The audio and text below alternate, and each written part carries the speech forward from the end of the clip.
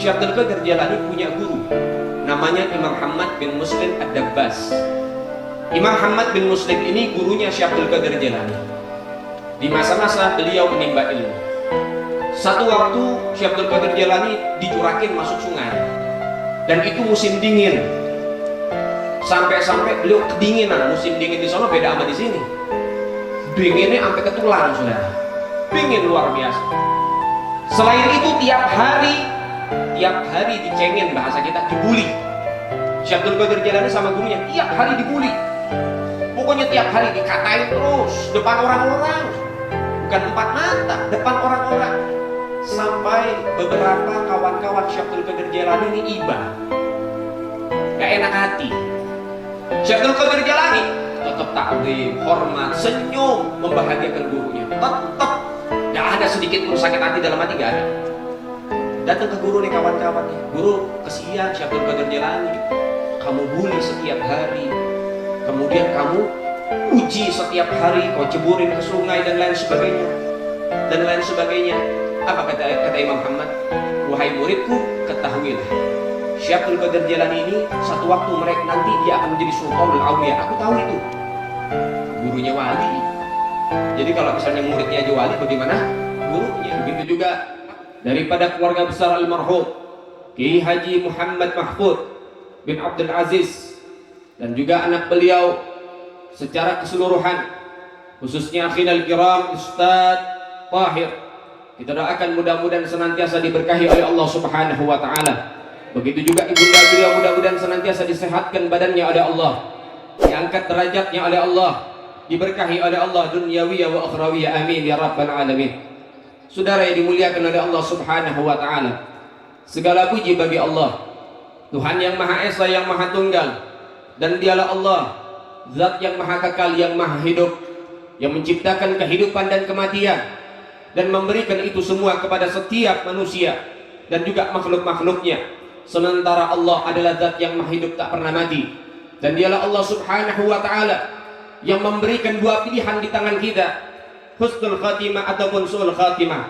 Maka semoga kita mendapatkan husnul khatimah. Salawat teriring salam terus kita berikan dan curahkan kepada Allah, kepada Rasulullah sallallahu alaihi wasallam, sehingga salawat kita insyaallah menjadi wasilah kita menjadi orang-orang yang mendapatkan syafaat dari baginda Nabi Muhammad. Saudara dimuliakan oleh Allah Subhanahu wa taala, tidak kita bisa pungkiri kerinduan telah ada di dalam hati untuk bisa bersinggah di dalam taman-taman surga ilahi. Tiada lain dan tiada bukan untuk mengembirakan hati sang Nabi dengan tujuan untuk mendapatkan keselamatan di dalam akhirat nanti. Saudara yang dimuliakan oleh Allah Subhanahu wa taala, di tempat ini kita dikumpulkan kembali oleh Allah Subhanahu wa taala, Zat yang Maha Rahmat dan memberikan kasihnya kepada kita semua di tempat ini. Apa tujuannya? Supaya kita bisa tambah dekat dengan Allah dan Rasul. Saudara yang dimuliakan oleh Allah Subhanahu wa taala, ucapan syukur kita panjatkan kepada Allah tiada henti, karena kita masih diberikan hidayah di dalam hati untuk menjadi umat baginda Nabi yang suci. Saudara yang dimuliakan oleh Allah Subhanahu wa taala, di tempat ini kita dikumpulkan berzikir kepada Allah dan bersolawat kepada Nabi, sehingga rasa cinta dan rindu mendalam dalam hati insyaallah menjadi wasilah untuk mendapatkan syafaat di akhirat nanti. Ya ayyuhal hadir rahimakumullah, kembali kita dikumpulkan di dalam peringatan haud, yang mana ini peringatan adalah peringatan kematian seorang hamba Allah Subhanahu wa taala. Kita telah mendengar bagaimana sosok yang kita hauli saat ini begitu luar biasa di hadapan Allah Subhanahu wa taala. Bagaimana semangat perjuangannya, bagaimana himmah di dalam memberikan daripada didikan-didikan yang luar biasa, bagaimana zuhudnya, bagaimana waraknya, bagaimana dia takut kepada Allah Subhanahu wa taala sehingga memberikan hasil yang nyata di dalam diri. Saudara, ketahuilah berapa banyak orang-orang yang wafat namun tak memberikan manfaat, tapi berapa banyak orang-orang yang wafat mereka juga memberikan manfaat, dan berapa banyak orang-orang yang masih hidup maka tak ada manfaat seperti mayat yang berjalan, sehingga mereka orang saleh mengatakan, kam min qaumin mata wa ma matat makarimuhu wa kam min qaumin asa wa hum fin nasi amwatu. Berapa banyak orang-orang yang telah lama meninggal dunia namun keberkahannya masih abadi sepanjang zaman kita rasakan, dan berapa banyak orang-orang yang masih hidup namun kehidupan mereka seperti mayat-mayat yang berjalan, tak membawa manfaat sedikit pun. Lihat bagaimana sosok beliau, saudara yang dimuliakan oleh Allah. Wafatnya saja masih memberikan athar, memberikan bekas memberikan barakah, memberikan ilmu yang manfaat kepada kita. Maka beruntunglah yang masih memiliki ittisal hubungan dengan beliau, yang masih memiliki hubungan daripada hubungan santri, daripada hubungan anak, daripada hubungan keluarga, daripada hubungan para pecinta beliau, sehingga keberkahan Allah telah persembahkan insya Allah kepada kita. Saudara dimuliakan oleh Allah Subhanahu wa taala, kafa bil mautin mau'izah. Cukup sebetulnya dengan kematian menjadi nasihat dan tamparan keras buat kehidupan kita. Maka oleh sebab itu saudara dimuliakan oleh Allah, kita sering hadir peringatan Haul, kita sering ziarah, kita sering takziah, kita sering hadir daripada pemakaman, sholat jenazah dan lain sebagainya. Sehingga cukup dengan itu semua menjadi nasihat. Berubahlah Anda sebelum Anda menyusul mereka. Saudara dimuliakan oleh Allah Subhanahu wa taala, sehebat apapun Anda pasti akan mati. Sekaya apapun Anda juga akan mati. Sepintar apapun Anda akan mati. Sesakti apapun Anda juga akan mati. Maka pertanyaannya, apa kematian yang kita dapati? Husnul khotimah atau su'ul khotimah? Sehingga mereka orang-orang saleh mengatakan, wal mautu atin an garib kullu lahu minhun nasib.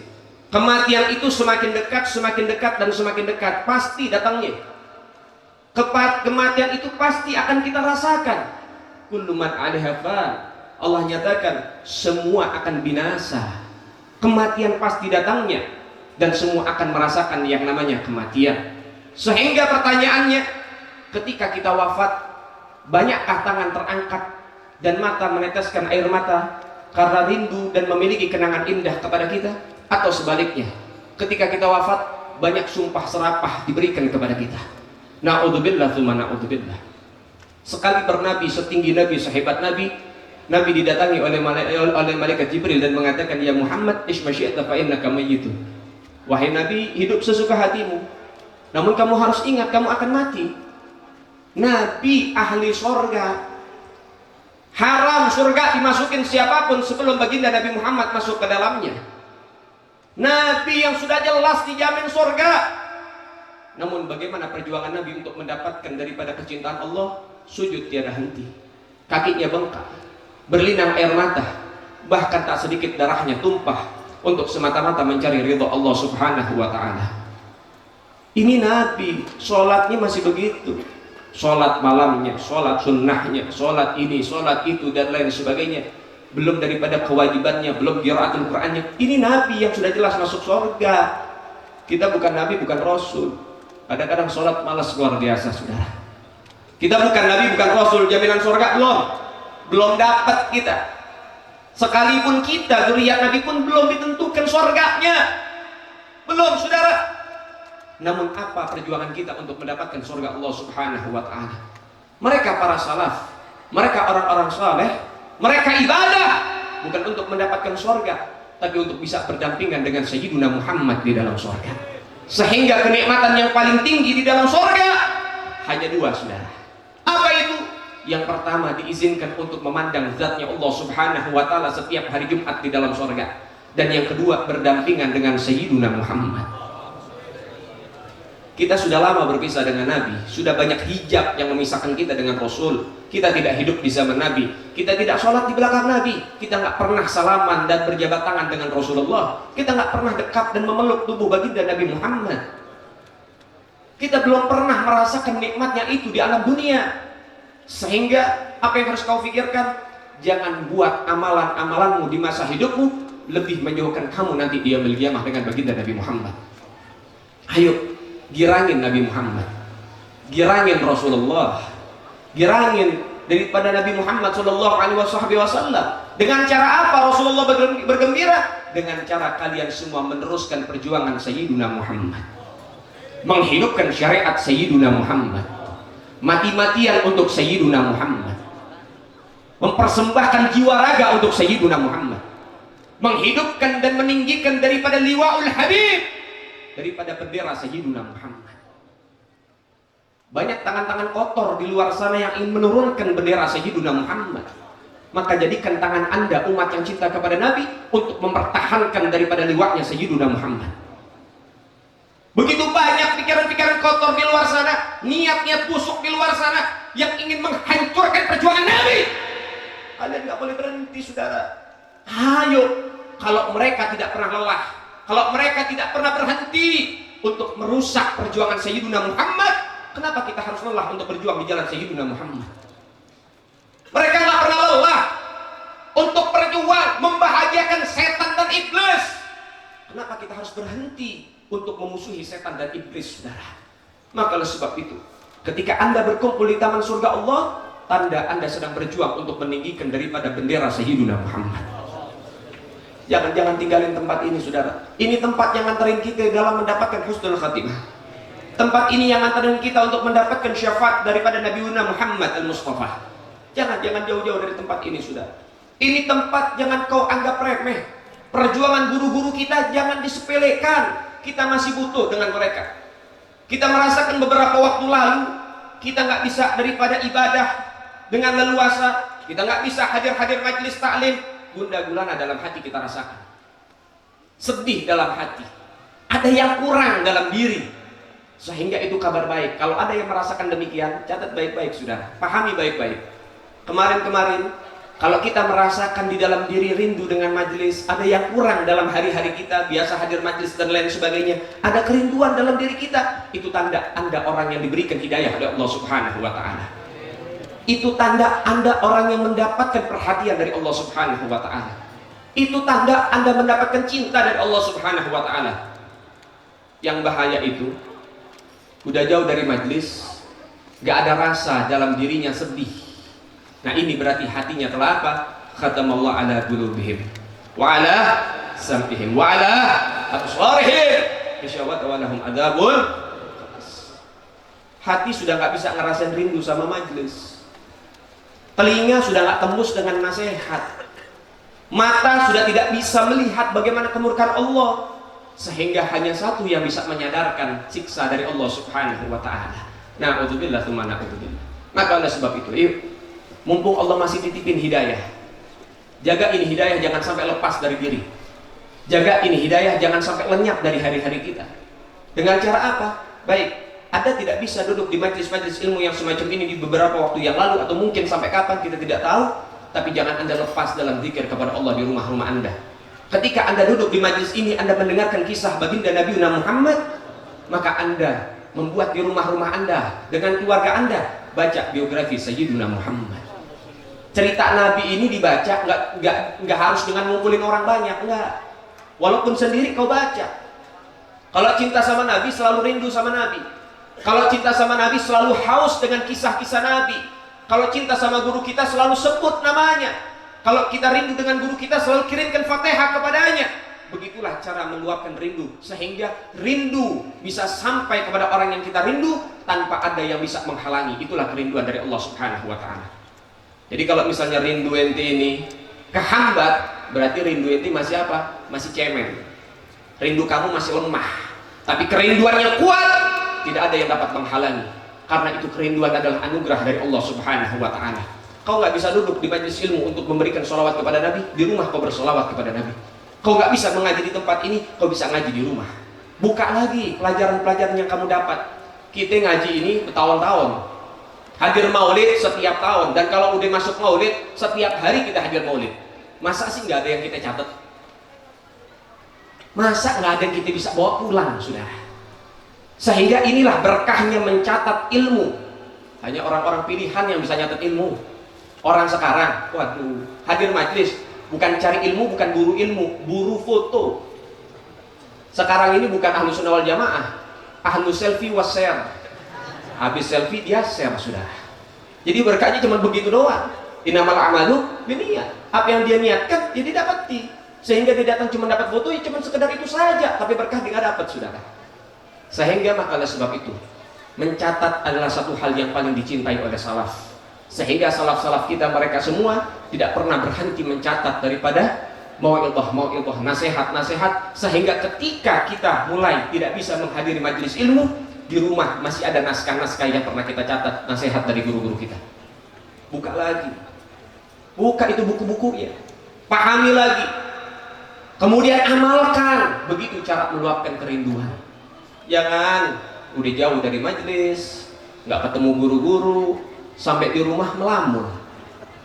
Ini korban-korban Sebastian yang model begini nih, sebatas teman tanpa kepastian. Itu orang-orang yang macam begini nih, Masya Allah. Patah hati gagal move on. Jadi kalau orang-orang patamon begini, paling demen itu di pojokan.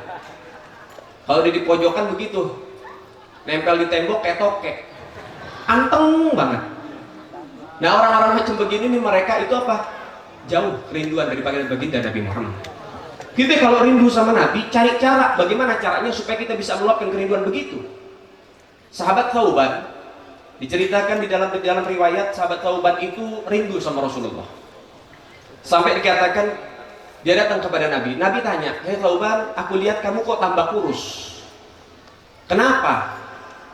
Sahabat Thauban bilang, "Iya ya Rasulullah. Beberapa hari ini aku dihantui pertanyaan." Apa pertanyaannya? Begini ya Rasulullah.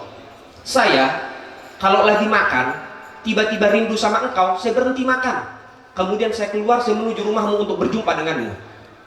Ketika saya tidur di tengah malam, kemudian di tengah malam itu di dalam mimpiku, aku ini rindu dengan engkau ya Rasulullah. Aku langsung terbangun dan keluar dari rumah untuk melihat rumahmu. Sehingga dengan melihat rumahmu, aku yakin engkau ada di dalamnya dengan keadaan sehat dan aman. Itu menjadi obat rinduku ya Rasulullah. Tapi ada satu hal yang menghantuiku. Sesungguhnya manusia ini tidak ada yang hidup abadi. Kita akan mati. Dan aku yakin pun aku akan mati ya Rasulullah. Andai aku wafat dan engkau wafat ya Rasulullah, andai engkau masuk surga, aku masuk surga, pasti surganya beda. Engkau surganya luar biasa, Jannatul Firdaus Al-A'la, yang paling tinggi. Sementara di mana Thauban? Mungkin ada di dalam surga, tapi surganya beda, kelasnya beda. Ini sahabat masih mikirin begitu.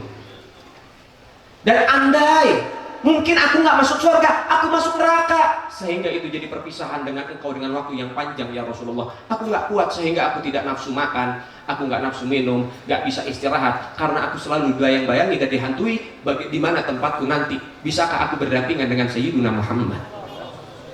Ini sahabat tiap hari ketemu Nabi, cium tangan Nabi, sholat di belakang Nabi, berjuang bersama Nabi, mikirin nanti di akhirat masih bareng sama Nabi apa kagak. Lah kita, Masya Allah, udah gak ketemu, sholat ya seadanya, muji Nabi, hadro, ya udah begitu. Lagi muji memuji, lagi tidur mah tidur di depan, di atas bus. Waduh, anteng banget. Nyetrum, santai, jangan deket kabel. Muji-muji, lagi ceramah tidur, kebuli keluar, bangun, buka nampan. Maaf agak keras, kenapa? Biar paham, harusnya anak hati lebih paham. Ente orang paling sering maulid, paling sering diundang di majelis-majelis. Tapi kalau misalnya lagi ceramah, lagi sholawat, masih bisa tidur, nah, perlu dipertanyakan ini. Ya, mudah-mudahan nggak ada yang kayak begitu lagi. Lebih panas dari ente tuh, nggak tidur, khusyuk, hitung-hitung berjemur kayak bule. Ini adem bawa pohon, Masya Allah. Orang kalau misalnya anak hadro pacaran begitu, nggak kuat dengar nasihat, jadi bawaannya ngantuk. Ya, jadi mukul bas ingat mantan. Ingat mantan, jadi nggak karena pengen muji Nabi, bahaya. Ayo dengerin lagi. Ya, ini bukan buat ente, buat semua ya. Jadi kalau orang dinasehatin terus sakit hati, nah itu tanda ya hatinya udah penyakitan ya. Na'udzubillahi min. Jadi kalau dinasehatin jangan sakit hati. Mereka orang-orang dulu, orang-orang salaf, kalau dinasehatin tambah girang. Mereka kalau mendapatkan daripada sesuatu dari gurunya, apapun itu mereka bahagia. Contoh Syekh Abdul Qadir Al-Jailani, beliau ini Sultanul Aulia. Bahkan salah satu kelebihan beliau bisa mindah-mindahin kewalian orang. Misalnya orang berdua wali nih, ya misal ini bukan beneran, jangan ntar ente minta air sama dia. Ini dua-duanya wali. Ya mudah-mudahan jadi orang baik, jadi orang soleh. Dua-duanya wali. Ini Syekh Abdul Qadir Jailani kagak suka sama yang ngatu udah kagak beres ini orang.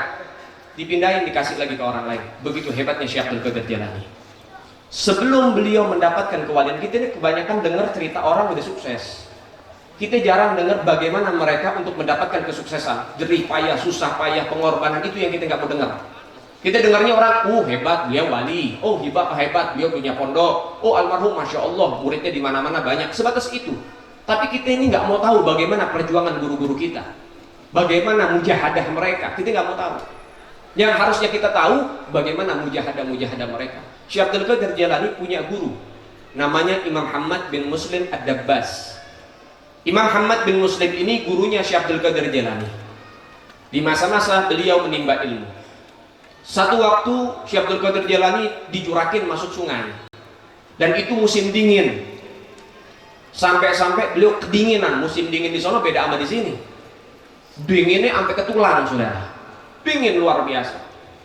Selain itu tiap hari dicengin, bahasa kita dibully. Syekh Abdul Qadir Jailani sama gurunya tiap hari dibully. Pokoknya tiap hari dikatain terus depan orang-orang. Bukan empat mata, depan orang-orang.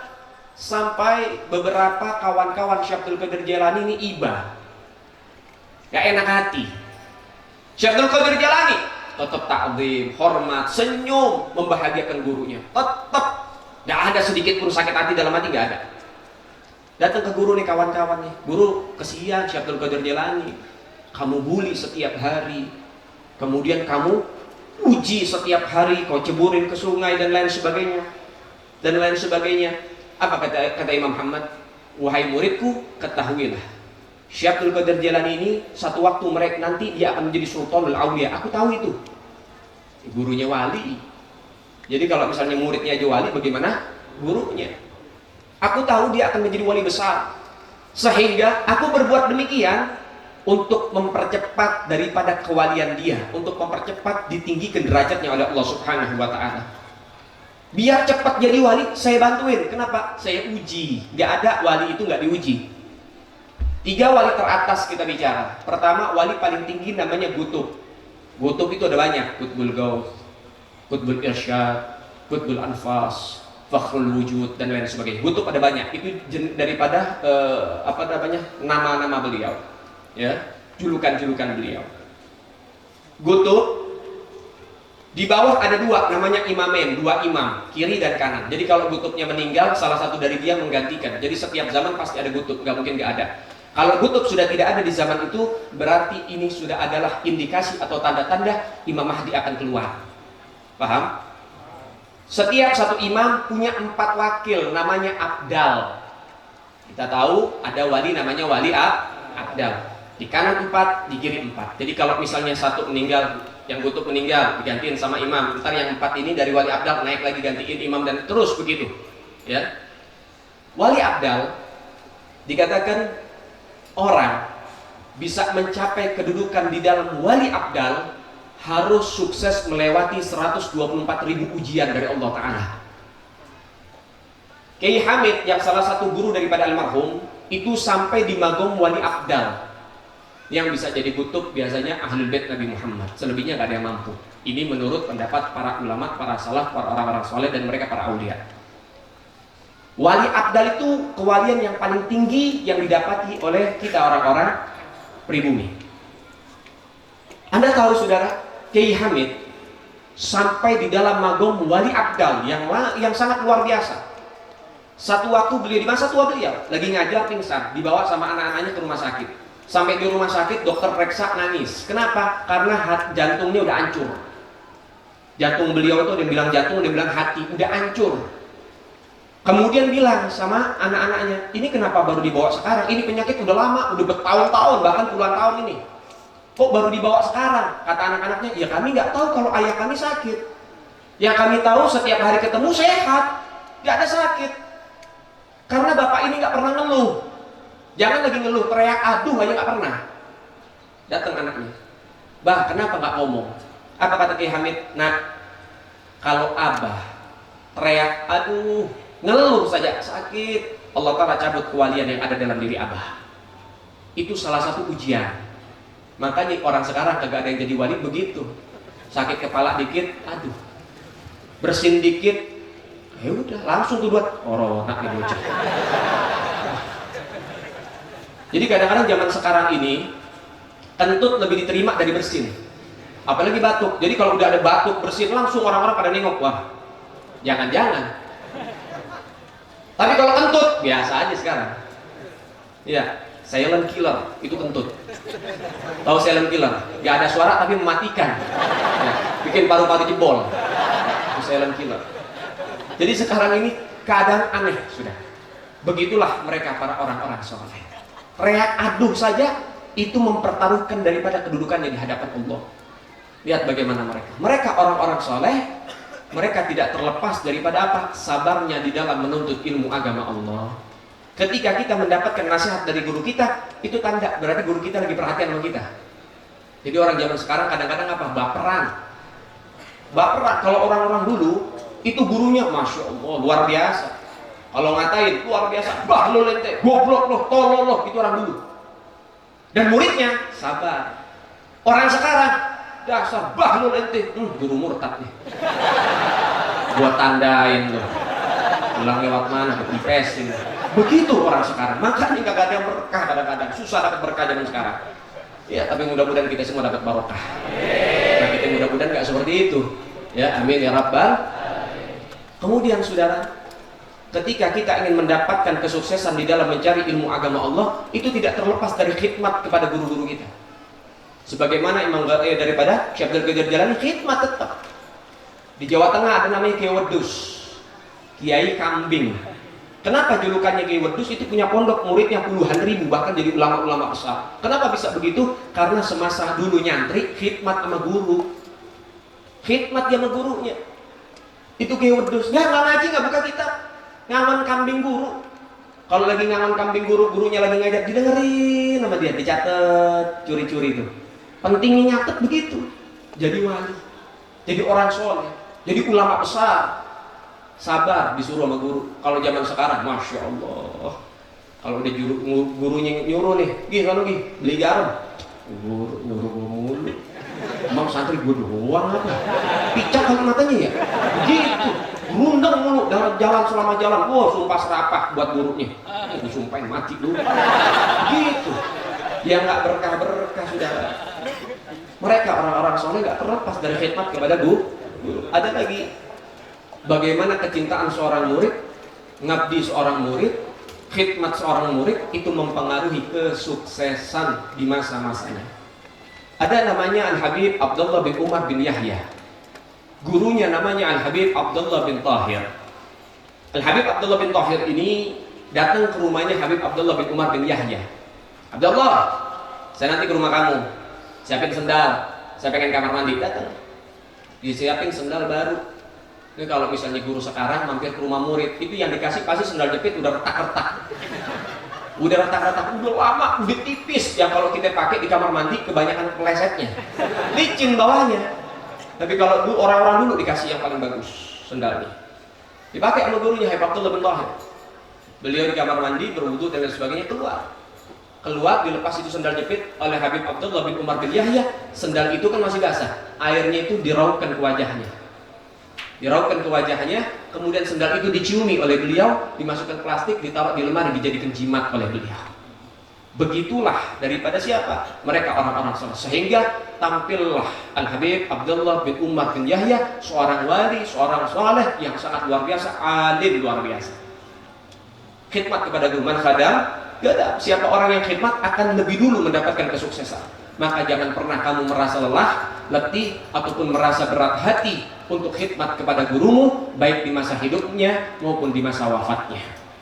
Kemudian, apalagi sih kewajiban kita sebagai murid? Terusin perjuangan guru.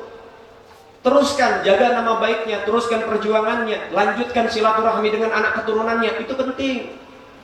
Itu harus. Jangan kita belajar sama bapaknya, habis gitu putus sama anaknya. Ngaji sama bapaknya bukan sama anaknya. Abahnya udah nggak ada, ya udah, selesai urusan. Nggak boleh begitu. Itu orang-orang yang ada sukses. Tapi mereka orang-orang yang sukses, mereka adalah orang-orang yang senantiasa mengabdi kepada gurunya, baik gurunya ada ataupun tidak ada. Sebagaimana di dalam kitab Ta'lim Muta'allim diceritakan ada Imam Burhanuddin punya guru Imam Fakhruddin. Imam Burhanuddin ini kalau lagi ngajar, di tengah-tengah ngajar bangun berdiri. Dia yang diajarin semua guru-guru, sepuh-sepuh, kiai-kiai. Berdiri, lama duduk lagi. Antar ngajar lagi, berdiri lagi. Lama duduk lagi. Ditanya, guru, apa yang kau lakukan? Maka Imam Burhanuddin mengatakan, iya, aku berdiri karena aku melihat di depan pintuku anak guruku lewat. Aku berdiri. Ketika anak guruku hilang dari pandanganku, aku baru berani duduk. Kemudian ketika kembali anak guruku, aku melihat, aku berdiri lagi. Ketika hilang dari pandanganku, aku baru berani duduk. Begitulah mereka orang-orang besar, tidak terlepas daripada apa? Takrim wa ta'zim. Mereka menghormati daripada keluarga guru mereka. Mudah-mudahan kita bisa ngikutin nih. Ya kalau kita nggak bisa ngikutin dari mujahadah beliau, daripada amalan-amalan hari-hari beliau, ibadah beliau, kita disuruh sholawatan 40.000 baru 10 ngantuk. Kalau almarhum 40.000 sehari, begitu baru 10 ngantuk. Setidaknya kita bisa ikutin dari hal yang lain, dari jalan yang lain. Oh nggak bisa ngikutin dari zikir, kita ikutin dari sholat. Nggak bisa dari sholat, dari ngaji Quran. Nggak bisa dari itu, dari mencari ilmu. Nggak bisa dari itu, dari semangatnya dan lain sebagainya. Bisa, banyak hal untuk bisa kita ikuti. Begitulah mereka orang-orang soleh, saudara. Kemudian sampai jam berapa nih sekarang? Subuh. Ya. Oh, sebelum saya ceritakan satu kisah menarik yang ada di Damaskus, Anda pengen jawab dulu. Tadi Anda dibilang Habib Ali dari jam 8, Habib Fikri dari malam. Iyalah jelas, Habib Fikri dari malam, udah ditawar nikah. Coba Ali ditawarin juga. Iya, sebulan Anda nginep sini. Oh, bahaya jangan. Soalnya sono garis keras. Tempat aneh, kampung galian, jalur Gaza bos. Macam-macam udah. Doain yang baik-baik aja deh. Ya, doain yang baik-baik. Anda belum setegar beliau, Habib Fikri dan para habaib yang lainnya, belum setegar beliau. Ya beliau ini orang-orang hebat. Kalau Anda cuma berani di atas panggung doang. Kalau beliau berani di mana-mana. Luar biasa. Kita doakan mudah-mudahan beliau senantiasa panjang umur, sehat walafiat. Dan juga doa yang sama yang diberikan kepada anak, mudah-mudahan juga doa ini kembali kepada beliau. Abdul ada doa, kenapa? Karena itu takut sama ajudannya. Akhirnya disantet saya. Ya, enggak, tapi masya Allah orang-orang baik semuanya. Saudara dimuliakan oleh Allah Subhanahu Wa Taala. Di Damaskus ada kejadian aneh. Ini kisah nyata, kejadian aneh. Ini kejadian di Damaskus, saudara. Ada anak muda mati dikubur di pemakaman Dahdah di Damaskus.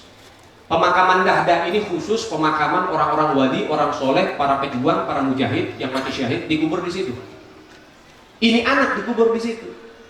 Cuman ini anak datang, orangnya dikit, nggak banyak. Ini tukang gali kubur didatengin sama satu wanita, ibunya bilang, gali ini ya kuburan buat anak saya mati. Digali. Berhubung yang bawa dikit dibantuin. Nah ini penggali kubur turun. Ini tuh turun untuk membantu daripada meletakkan jenazah. Ketika membantu meletakkan jenazah, luar biasa. Ternyata saudara, ketika diletakkan itu jenazah, kemudian ini penggali kubur hijabnya dibuka sama Allah, itu kuburan jadi raudhah min riyadil jannah. Dia ngelihat jadi taman surga, dia ngelihat istana-istana, dia ngelihat bidadari-bidadari. Kemudian datang 2 malaikat mengenakan kuda, diikuti oleh ribuan malaikat. Kemudian apa? Ngambil itu jenazah, habis ditaruh, jenazahnya diambil, kemudian hilang. Arahnya masuk ke dalam istana yang luar biasa. Gak kuat, ini penggali kubur, pingsan dia, digotong ke atas. Selesai, ditimbun dan lain sebagainya. Yang lihat dia doang, yang ngerasain dia doang, yang lain enggak.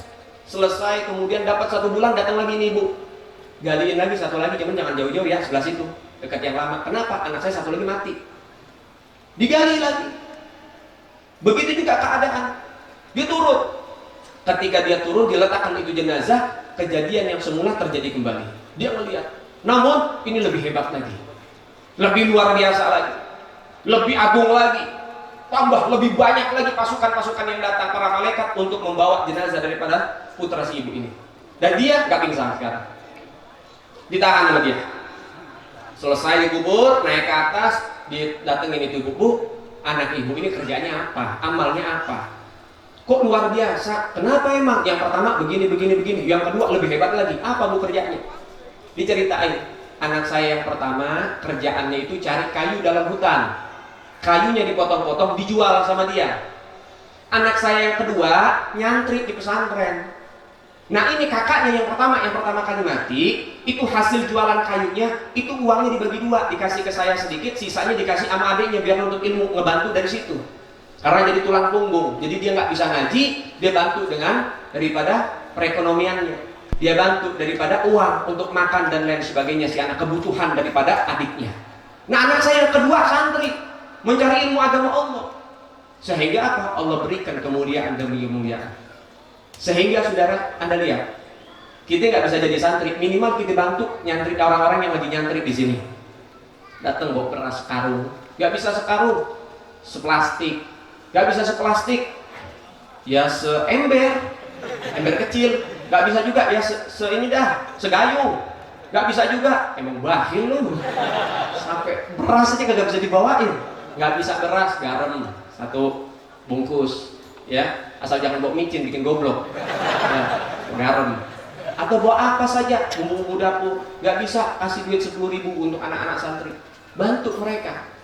Kita ini udah gak punya waktu untuk mencari ilmu, setidaknya kita bantu orang-orang yang sedang mencari ilmu. Sama ganjarannya tuh, lihat tadi. Ganjarannya luar biasa.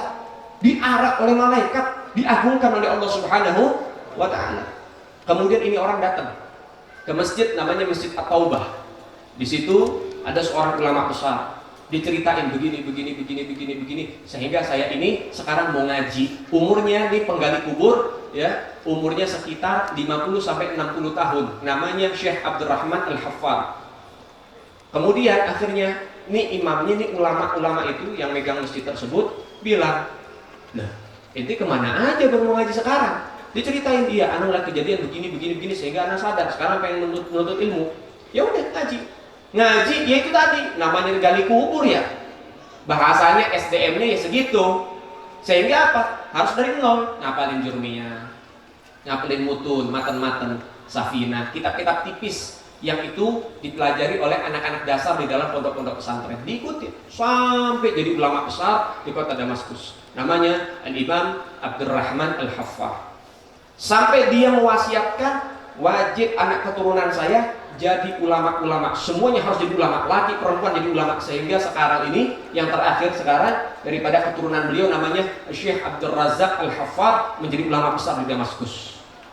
Kenapa? Melihat kejadian demikian, Allah buka hijab, bagaimana Allah mengagungkan orang-orang yang mencari ilmu agama Allah dan membantu ilmu agama Allah. Sehingga mudah-mudahan kita doakan para santri-santri di sini, baik santriwati maupun santriwan, mudah-mudahan mereka jadi orang-orang yang sukses dan diberikan keberkahan oleh Allah Subhanahu wa ta'ala.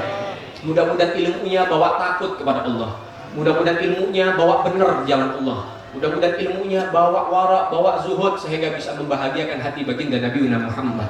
Juga kita doakan mudah-mudahan kita juga bisa memiliki daripada kepedulian kepada pondok-pondok pesantren, majelis-majelis taklim, sehingga kita bisa mendapatkan kebarokahan sebagaimana Allah memberikan kebarokahan kepada mereka, Allah juga memberikan kebarokahan kepada kita semua. Dan kita doakan juga kepada guru-guru kita semua, mudah-mudahan disehatkan badannya oleh Allah, diberkahi oleh Allah, dan insyaallah mudah-mudahan dijaga dan dilindungi oleh Allah Subhanahu wa taala. Rabbi fanfa'na bi barakatihim wahdinal husna bi hurmatihim wa amitna fi tariqatihim ومعافاة من الفتن اللهم إنا نسألك زيادة في الدين وبراقة في الأمور وصحة في الجسد واسعة في الرزق وتوبة قبل الموت وشهادة عند الموت ومغفرة بعد الموت وعفوا عند الحساب وأمانا من العذاب وجوازا على صراط ونصيبا من الجنة ورزقنا نظر إلى وجهك الكريم يا رب يا رحيم يا عجل الأجودين وصلى الله على سيدنا محمد سيد المرسلين والحمد لله رب العالمين.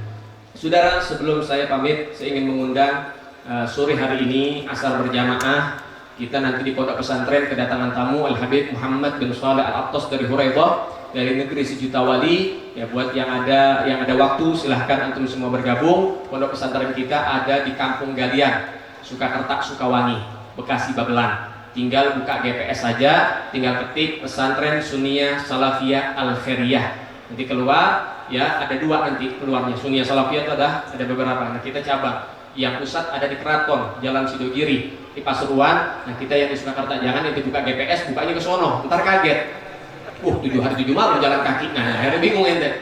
Nah bukanya yang Sukawangi, ya Dan insya Allah mudah-mudahan kita ada waktu, kita bisa mendapatkan barokah daripada mereka orang-orang soleh. Kita nggak bisa ke Tarim, minimal kita sambung silaturahmi sama ahli Tarim, sehingga kita juga kebagian barokah dari kota Tarim. Tapi mudah-mudahan kita semua bisa bersilaturahmi ke Tarim. Yang mana Tarim adalah apa?